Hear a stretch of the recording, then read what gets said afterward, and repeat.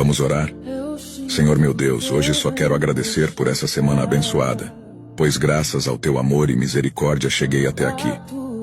Obrigado por me amparar em todos os momentos de minha vida. Mesmo sendo fraco e pecador, sinto teus cuidados. Sou feliz, pois através do teu exemplo de amor e perdão sou mais que vencedor.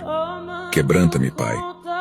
Faz de mim uma nova pessoa, que eu possa ser sensível ao meu próximo, sempre disposto a perdoar e ajudar.